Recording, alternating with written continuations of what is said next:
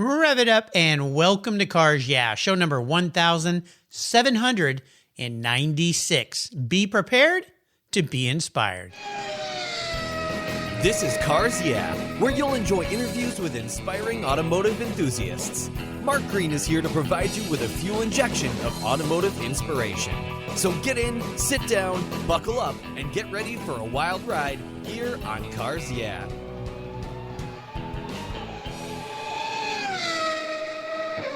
Hello, inspiring automotive enthusiasts, and welcome to Cars Yeah. Today I'm in Louisville, Kentucky. Well, I hope I'm saying that right. With a very special guest by the name of Tracy Powell. Hey, Tracy, welcome to Cars Yeah. Do you have it in gear, and are you ready to release the clutch? Hey, Mark, how you doing? Yeah, this is great. Great. Wonderful to be on your program here, your podcast. Can't wait to share some things, and really appreciate the opportunity. Well, we're going to have some fun for sure. Now, before I give you a proper introduction and we dive into your life, what's one little thing most people don't know about you, Tracy? I'm going to tell you two, okay? Oh, cool. They're both little things. My first book that I wrote and published was How to Open Your Own Pizza Place. And so it was called Getting Your Slice of the Pie. I love the title.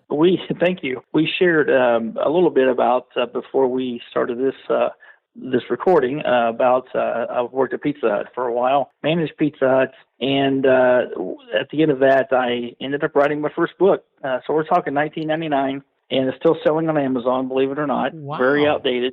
So yeah, that's my first book, was How to Open Your Own Pizza Place. And then the second little tidbit is that I have an uncle. He's now deceased, but his name was Diz Wilson. Diz now, there's is a cool in the sprint name. car. Isn't that cool? Yeah. Diz is in the Sprint Car Hall of Fame. He employed people on the dirt track back when the racers, the drivers, cut their teeth on dirt tracks, and so he came up from that all the way up through the Indy 500 up in Indy. So he was an engine builder, had his own team, and yeah, he's in the Sprint Car Hall of Fame. Diz Wilson. He had A.J. Foyt that drove for him, and Johnny Rutherford, and a few others. So wow. That was my uncle. That is very cool. I like that. Mm-hmm. Got some famous relations there. So some petrol flowing through the veins, as they say. Well, let me give you a proper introduction here, and we'll dive into your world. Tracy Powell is a veteran journalist with more than 20 years worth of writing, editing, and project management in a variety of industries, including automotive, with more than 500 articles that have been published. These days, he operates his own publishing business, Powell House Creative Services, that involves ghostwriting and book production.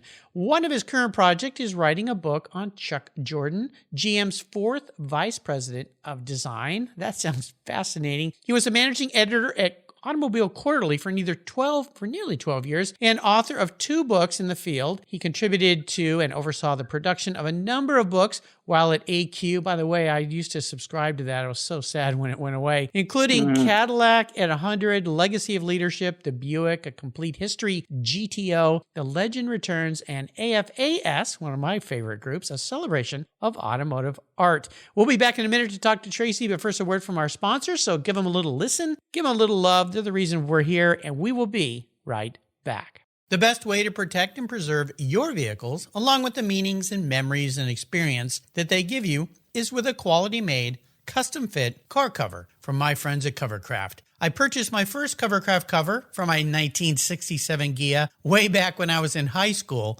in 1975. At covercraft.com, you'll find a multitude of indoor options, including form fit, fleece satin, and their very unique View Shield. That's right, you can see your car right through the cover. But it's the sun that you really need to worry about. Quality outdoor options include Weather Shield HD and HP, Sunbrella, Reflect, Carhartt, Evolution, and NOAA. Covercraft protects cars, trucks, motorcycles, RVs, trailers, and watercraft too. Your cover is custom tailored for your special vehicles and manufactured with the quality and attention to detail that's been their standard since 1965.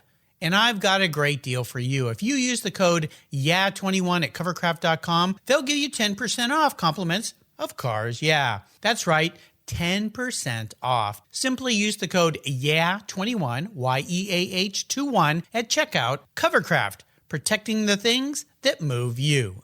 Last year, I changed my collector car coverage to American Collectors Insurance. That's who now protects my Porsche Turbo, the one I call my Orange Crush. But did you know they also insure your valuable collections of automobilia and other collectibles? If you're like me, you've invested in a lot of cool collectibles over the years. Those items are valuable, and if you were to lose them in a theft or a fire, well, try to get your normal homeowner's insurance to pay you what they're worth. Good luck with that. American Collectors Insurance provides you with assurance and confidence that your collectibles are fully covered. They insure a lot of items, including automobilia, wine, baseball cards, books, figurines, die-cast models, model trains, glassware, sports memorabilia, toys, and a whole lot more. American Collectors Insurance, they've been protecting us enthusiasts since 1976. They provide you with an agreed value insurance policy backed by a long history of taking care of their clients. Give them a call today for your personal agreed value quote at 866-ACI-YEAH.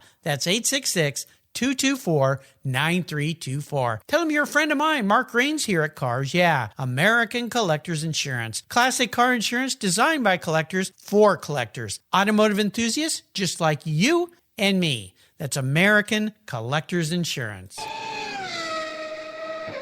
All right, Tracy, we're back. So let's go a little deeper into the corner about your life. I'd like you to share more about your career, your business, your role, and what you're doing today. It's a nice way to get those inspirational tires smoking a little bit here on Cars Yeah, so grab the wheel. Well, great. Thanks so much again. And I just want to say it's good to backtrack because I've had a pretty diversified career in writing and editing and in the whole process. Right now, these days, I operate my own business, like you said, Powell House Creative Services. Basically, I offer writing, ghostwriting services and editing, and I also do complete book production services for those people looking to publish their stories.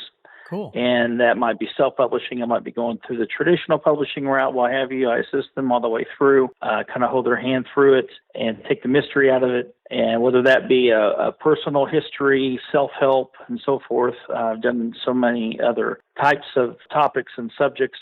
But my subject matters have included biographies of World War II veterans, some lesser-known outlaws in our country. Very interesting. A local sports hero here recently, and some survivors of all sorts of things. So it's just there's a lot of different subject matter that goes on and on. So I've been doing that for the past few years.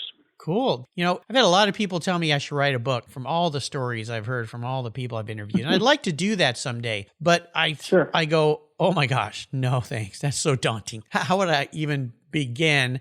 There's a lot of people that are self-published these days, or people that go to book publishers and they sign up things, and unless they sell millions of books, it ends up being not that lucrative financially. From most of the ones I've talked to, they just do it more as a project of the heart and the mind, that they want to get something out there. Yeah. So if somebody wanted to write a book, let's dive into this a little deeper. What are some things you would advise them on? Well, first of all, I tell them that technology has come a long way, and I have been able to experience a lot of that technology over the years as it's evolved. So I've been able to learn how to do page layout. I've learned the whole process for in publishing, because I've been in it for so long, 20 plus years. And I've learned how to basically take someone's idea and get it onto the page. And that's where the ghostwriting comes in, because a lot of people they don't want to write, or they can write, but just limited. So I get different levels of material. It can be someone that's already started writing their book, but they've stopped and they've started it again. They've stopped, started again. So I get a lot of that as well. So it's a lot of puzzle work. But what I come in and do for these folks is that it can seem daunting, and it is daunting because you don't know. So what I do is I take the mystery out of it, and I tell them, okay, here's the process. So I give them a process flow map, basically, and I tell them here's how it works. And a lot of it is recording, much as what we're doing now with your podcast. And I go and I transcribe those interviews. I just come up with a story. And I think it helped when I first did that first book.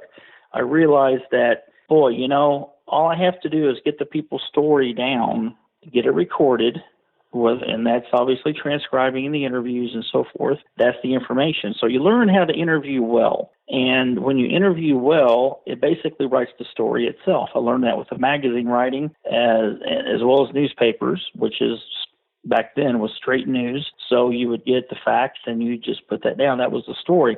So from there, it's then what? Okay, you've got the draft of the story. Now what? Now how do I publish a book? And that is where I come into where I got skills to where I use my software and I lay out the pages and help with cover design. I have a pretty good network of folks that are graphic artists, and they'll help with cover design, make it look nice and sexy, and something that's really going to jump off the shelf for the topic. But like you say, it's not, so many of these books are more of this is it's in their heart and they want to get it out. It might be these biographies of these World War II vets, for example. They don't want to make any money off this necessarily. They just want to get the story out. Mm-hmm. And once it's in book form, it's kind of this eternal story, right? And that's what they can share with family, share with friends, and it's passed down, generation after generation. So once it's in book form, it's just a really good feeling to help people do that, and that's what I do. I love it. Well, now I know I've got a guy to come to, and I'm ready to make my book. You can make it. There you go. Make it easier for me. I'm going to call you, Tracy. We'll get that thing on Amazon. We'll get it going. And it'll, there you go. I'll be famous. You got your resource. And you can put me on the cover and I'll be sexy too. So I heard you say that. Mark, I think you're already famous. Oh, I don't know about that. This is really cool because a lot of people I talk to, and I talk to so many authors and journalists. If you look at the categories that I have under the resources tab on my website, where I break down my guests into different categories, by far the biggest category, journalists and authors, by far. It's amazing to me, and I've locked into it with a lot of great publishers who bring me wonderful writers and authors and journalists and all sorts of things. So I love it, and I love books. So I just I want books to be around forever. They're my favorite, one of my favorite things. I always say I have such a library that when I can't walk anymore, I can't focus on the computer. I'm going to have a whole library to sit back and just enjoy all these books that it seems I don't have time to do. Let's talk a little bit about an inspirational person or a mentor. Would you share somebody that was a driving inspiration for you, maybe a key mentor that helped you get into this career of writing and maybe even relates to cars in some way? Was there someone that was extremely influential? Well, I'll start for the most recent. I think the most recent would be Beth Hines.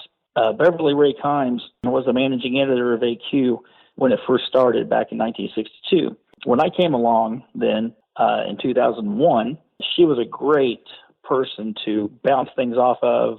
She told me stories that was just so inspiring, and so she was there at the beginning of the publication, and this was now toward her later years, and of course she's passed away.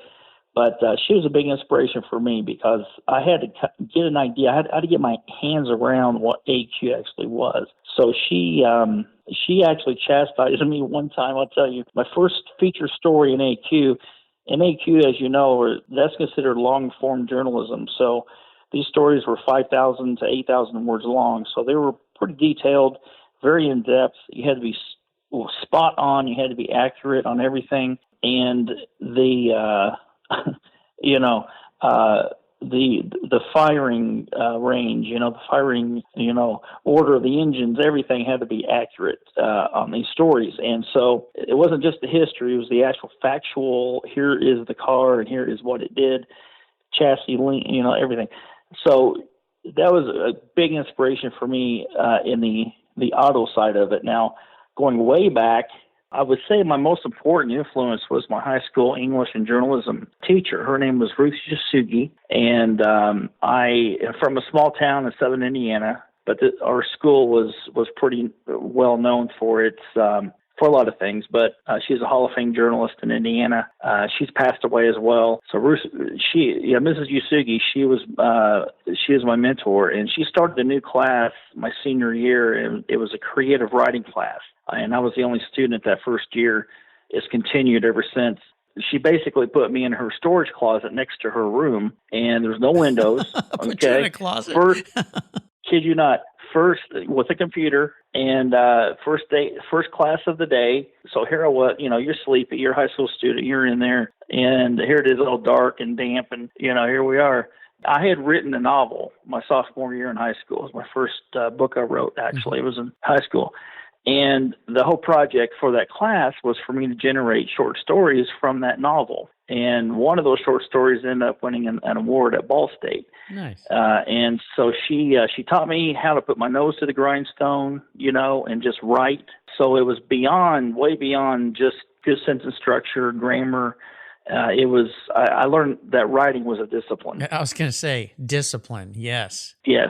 And so that was a huge thing that's always stuck with me. I guess the writer's life is very disciplined, and you have to put your nose down. You've got to have a thick skin. There's a lot of rejection at first, sure.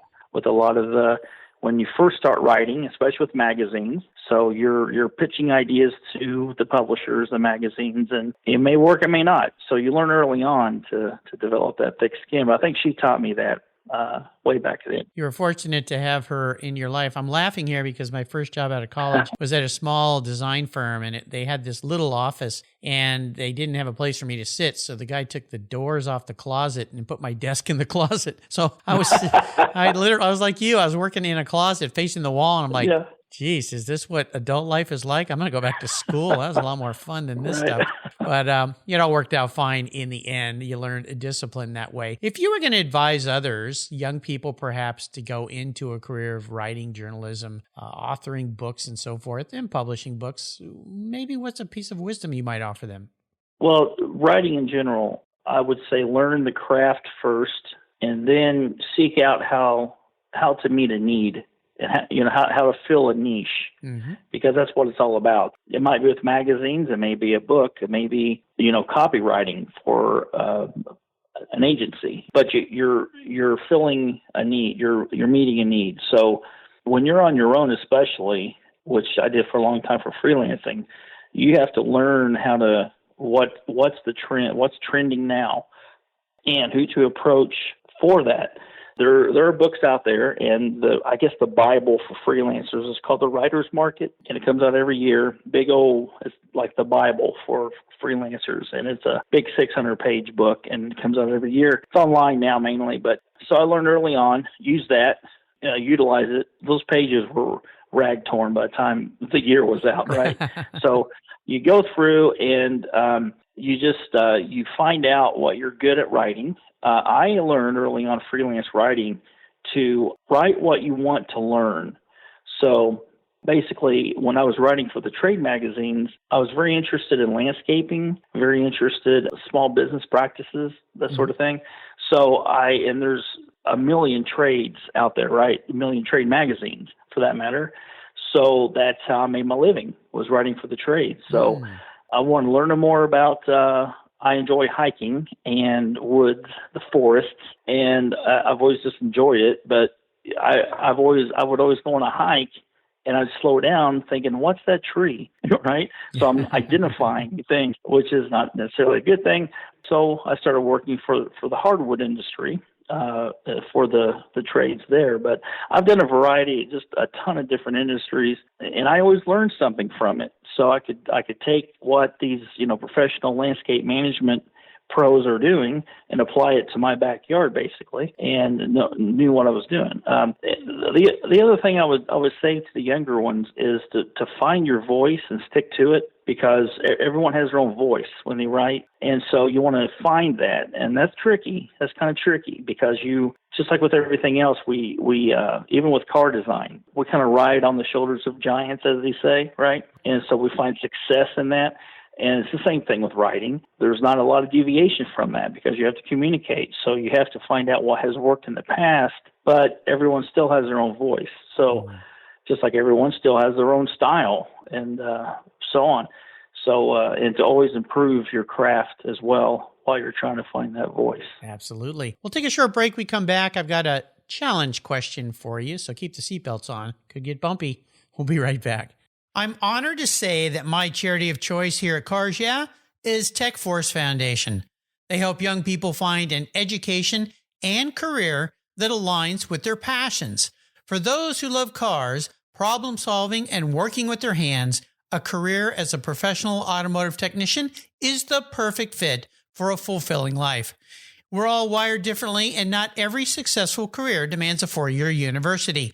Technical education and the skilled trades matter, and we need qualified, skilled technicians to keep our vehicles rolling. Learn more about how you can support tomorrow's driving force and workforce of technicians at techforce.org, like I do here at Cars Yeah. Did you know that Cars Yeah is in the top 1% of all podcasts based on listenership, according to Libsyn, the premier RSS feed for podcasts in the United States? That's right. And Cars Yeah is the only 5-day-a-week automotive-focused podcast for you to get your message into the ears of thousands of listeners daily from all over the world. Plus, DuPont Registry recommended Cars Yeah is one of their top 10 car podcasts for you to enjoy. Cars Yeah has experienced tremendous growth, plus your ads are evergreen, meaning they never go away.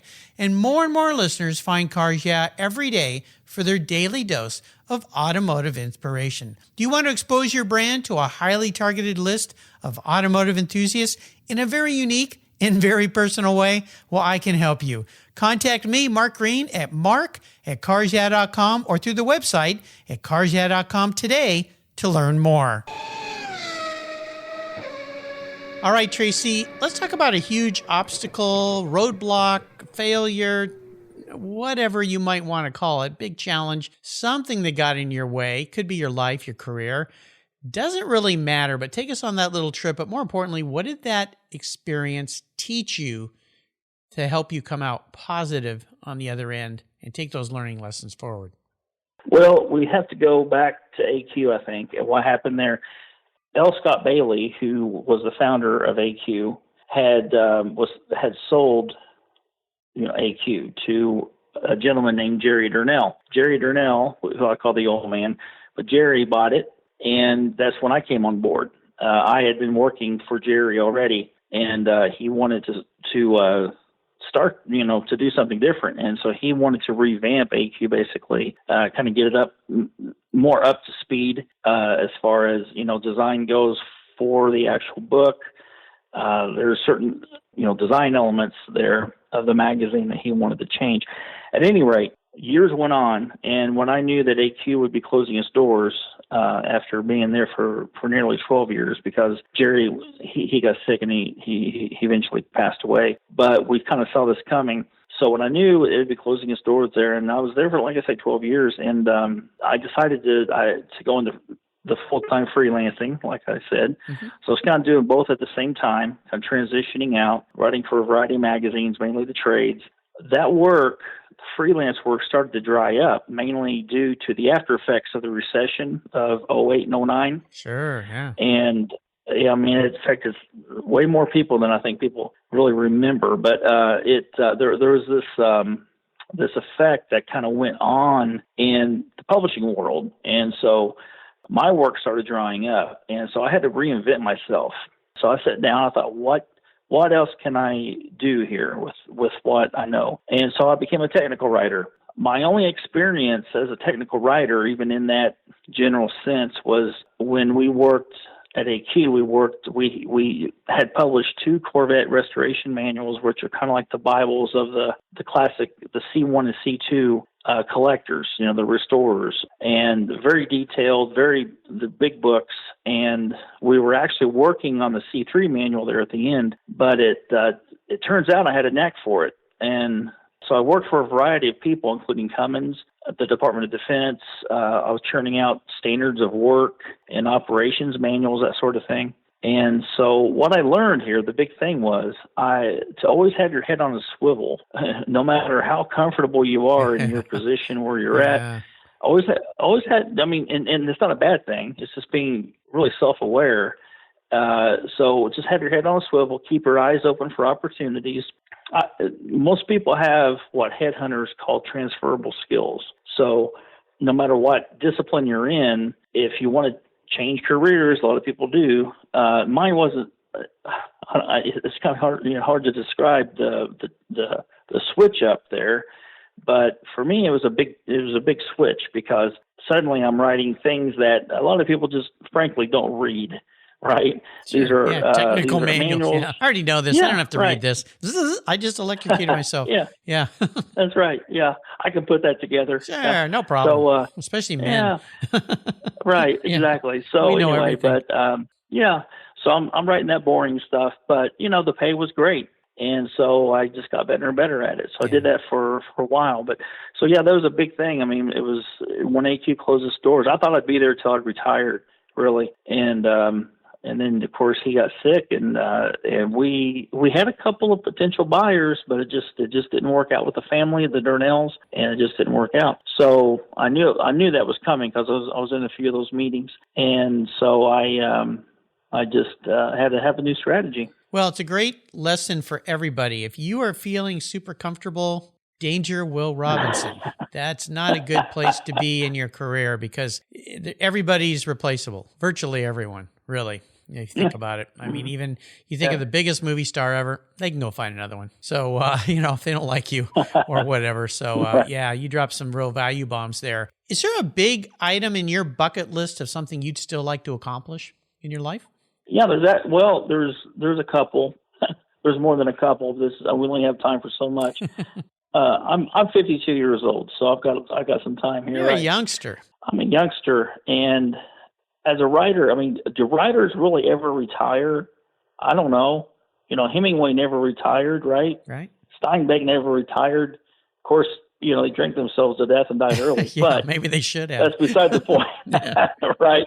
But anyway, near term, I think my bucket list, my near term, this is just in its very embryonic stage. I've been talking with some folks, and we're connecting. I've been wanting to do a book on Chuck Jordan for a while. Mm-hmm. It's been hanging over my head for some time. It's a book that will be a natural follow-on to the book I wrote on Harley Earl. That was my second book I wrote, was on the Harley Earl era of GM design. Mm-hmm. And carrying it forward from Earl and Bill Mitchell through Chuck's tenure, there's a lot of people still around, a lot of designers that worked for both Mitchell and, of course, Jordan.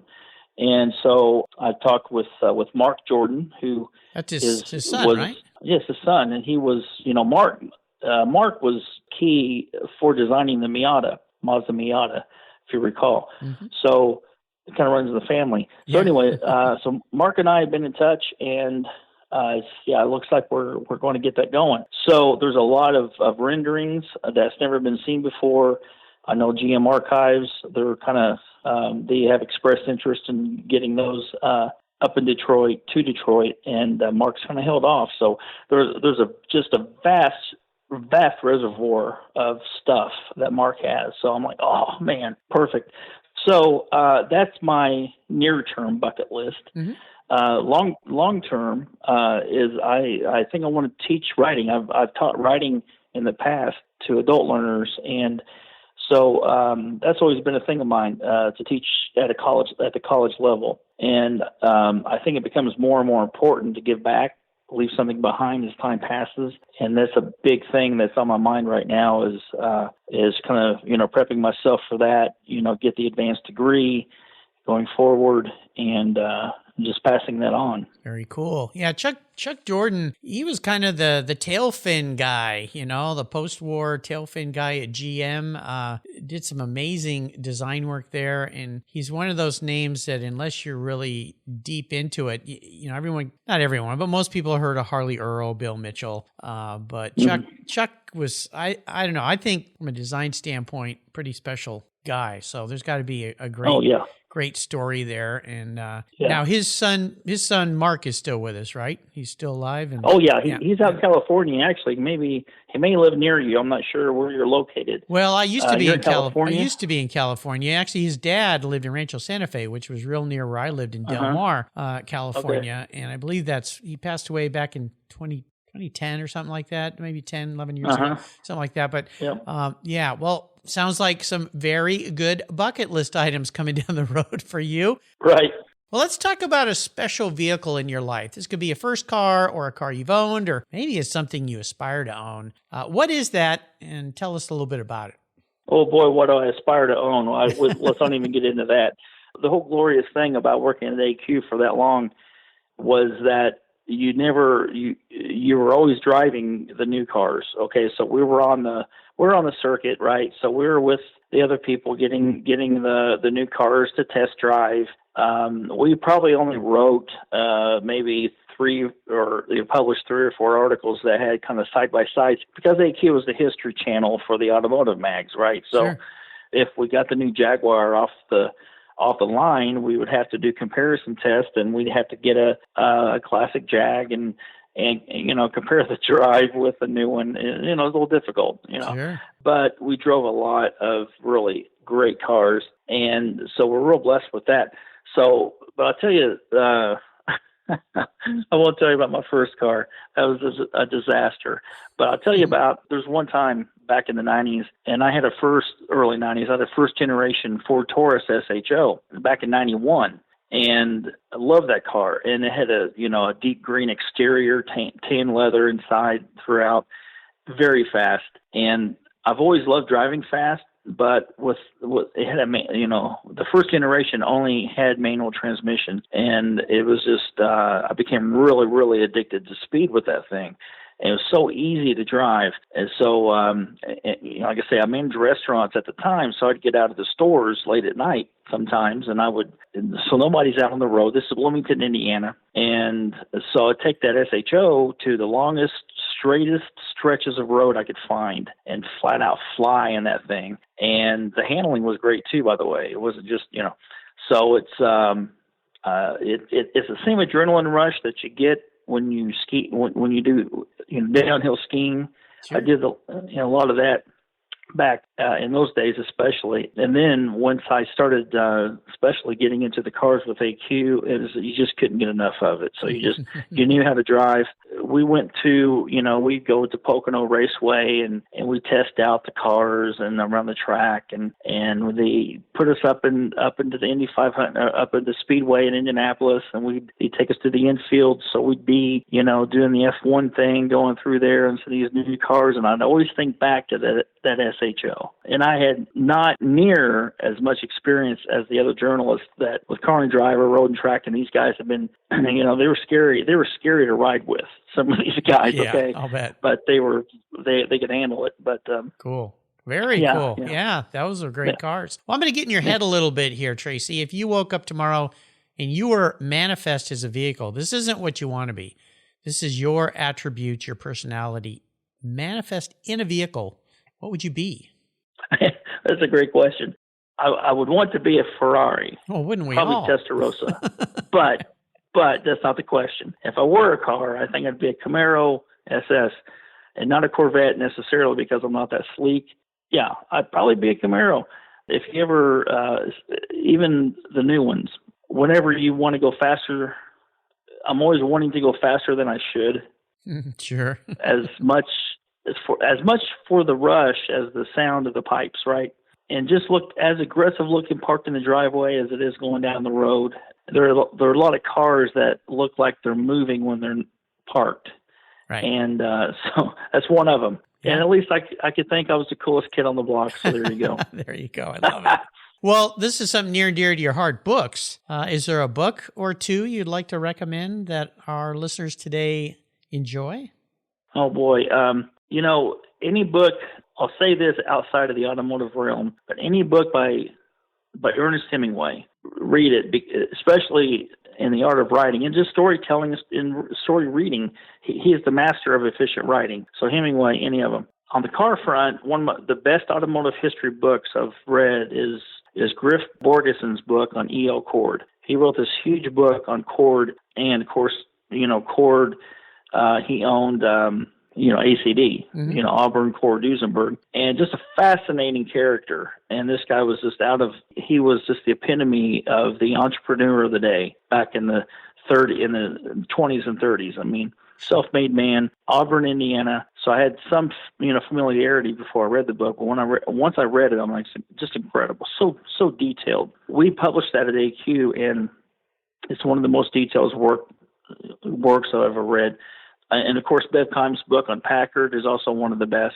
So if you want to get into automotive history, those are the books that, really, really pick it apart.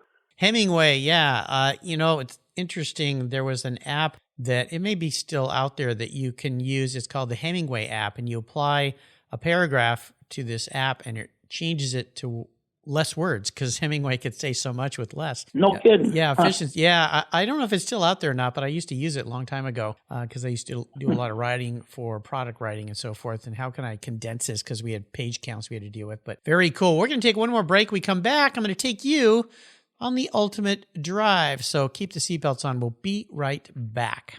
I've discovered Linkage. It's a new quarterly publication and website that covers the automotive market, driving, restoring, collecting, and discovering your passion for motor vehicles. Linkage is about experiences, opinions, and values. Linkage is an actual informed, reasoned opinion based on first-hand experiences. A talented Linkage team covers the automotive world, the people who share your passion and mine, smart, considered, rational, and experienced opinions. Ones you can learn from and grow. That includes our passion that drives auctions and the collector car market. So come with me and join us on this journey. Join Linkage.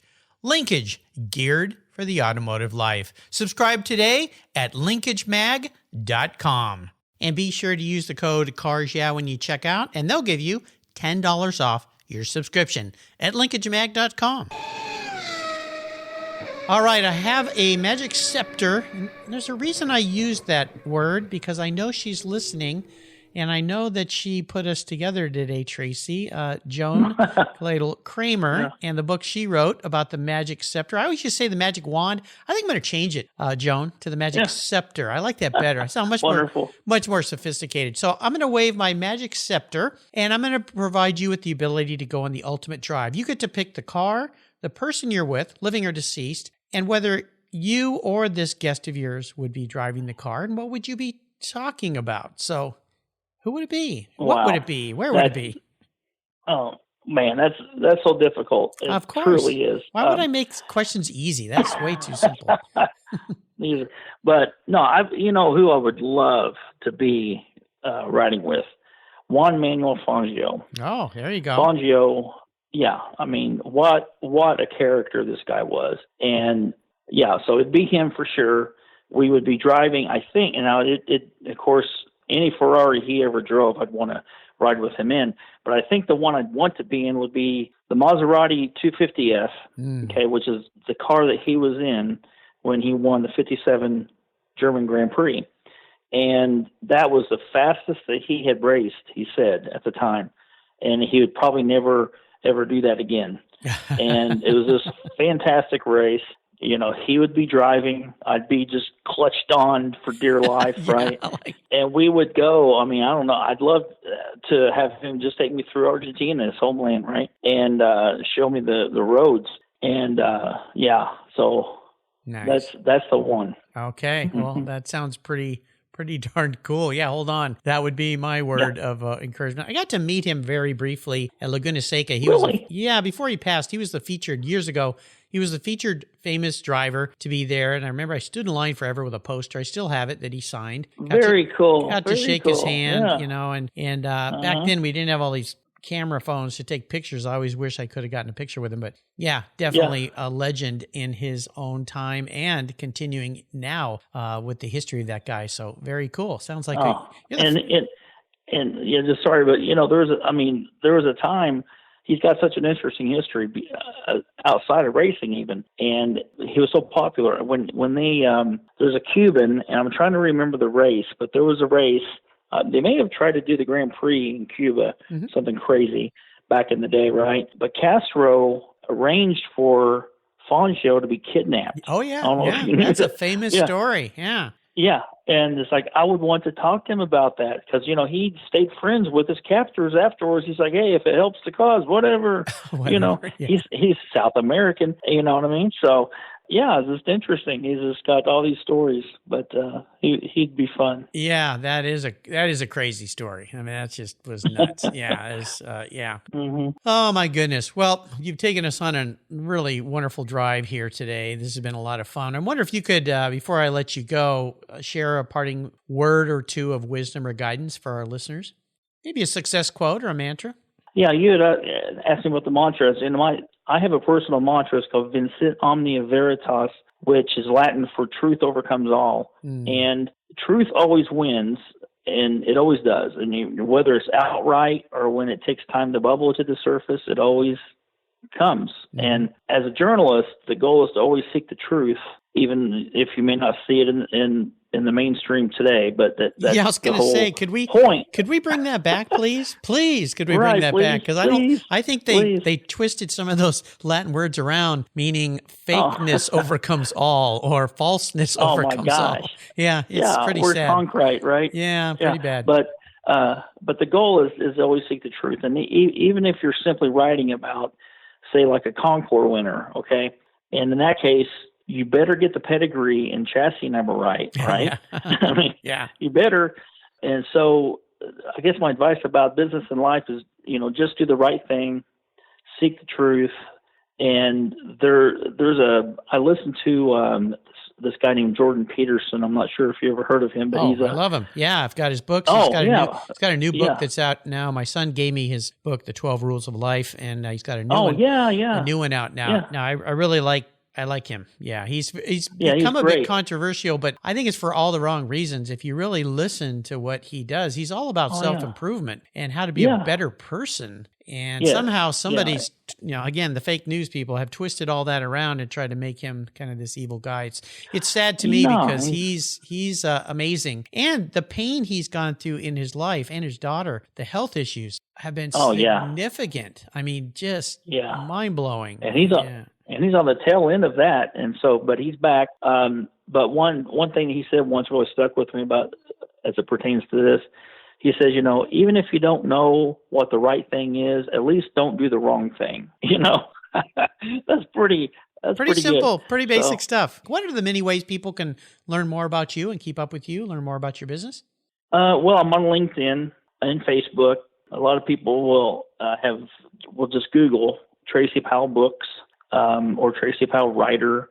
But I have a website. It's tracewriter.wordpress.com. So it's tracewriter.wordpress.com, and that's where I pretty much keep things up to date there.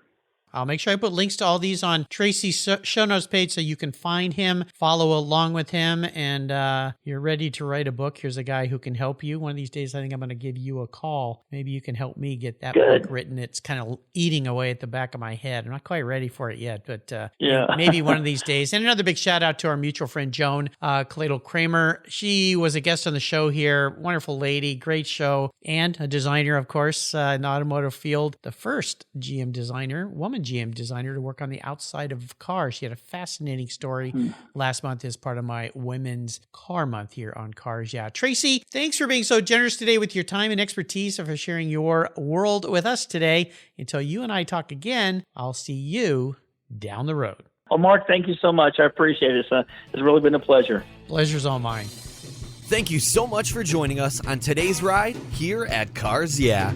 Drive on over to carsyeah.com to find show notes and inspiring automotive fun. Download your free copy of Filler Up, a fun book filled with gorgeous photographs of fuel filler fun, including quotes from more inspiring automotive enthusiasts.